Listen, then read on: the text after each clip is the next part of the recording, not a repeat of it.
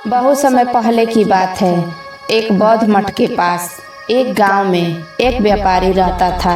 उसका जीवन सुख सुविधाओं से भरा हुआ था, लेकिन फिर भी वह हर समय किसी न किसी चिंता में डूबा रहता था। उसे हमेशा यह डर लगा रहता कि कहीं उसकी संपत्ति या प्रतिष्ठा नष्ट न हो जाए।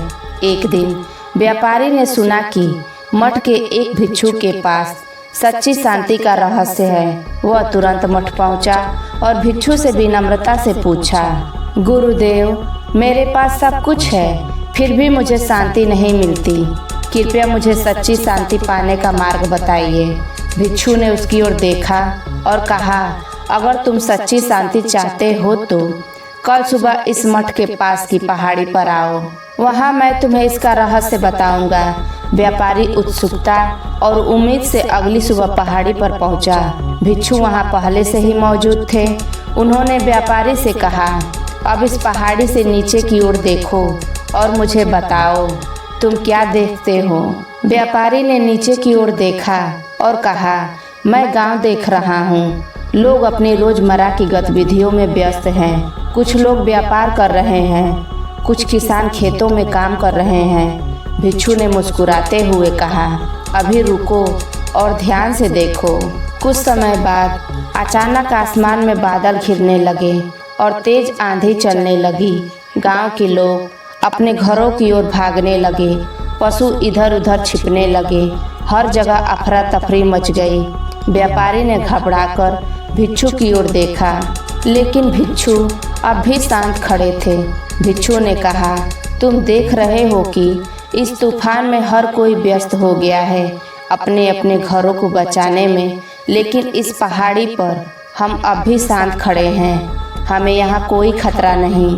व्यापारी ने हैरानी से पूछा, तो इसका मतलब क्या है गुरुदेव? भिक्षु ने गहरी आवाज में उत्तर दिया, यह संसार एक तूफान की तरह है। लोग अपनी इच्छाओं और मोह माया में फंसकर भागते रहते हैं, अपने जीवन को बचाने की कोशिश करते हैं, लेकिन वे असल में तूफान से बाहर नहीं निकल पाते। अगर तुम सच्ची शांति पाना चाहते हो तो तुम्हें इस तूफान से ऊपर उठना होगा, जैसे हम इस पहाड़ी पर हैं। व्यापारी ने थोड़ा सोचते हुए पूछा, लेकिन गुरुदेव, मैं इस तूफान से कैसे ऊपर उठ सकता हूँ? भिक्षु ने कहा, तुम्हें अपनी इच्छाओं और मोह माया से मुक्त होना होगा। जिस दिन तुम समझ जाओगे कि तुम्हारी संपत्ति, प्रतिष्ठा और अन्य भौतिक वस्तुएं अस्थायी नहीं हैं, उस दिन तुम इस तूफान से ऊपर उठ जाओगे। शांति तुम्हारे भीतर है, लेकिन उसे पाने के लिए तुम्हें खुद को इस संसार की अस्थायी चीजों से दूर करना होगा। व्यापारी के मन में यह बात गहराई से बैठ गई।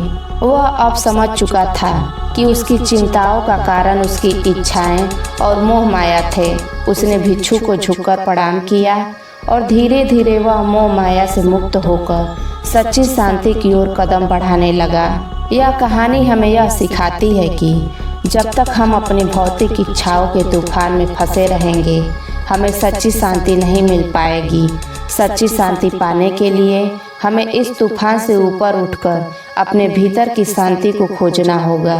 दोस्तों, यह कहानी आपको कैसी लगी कमेंट में जरूर बताएं। तब तक के लिए अपने परिवार का ख्याल रखिए।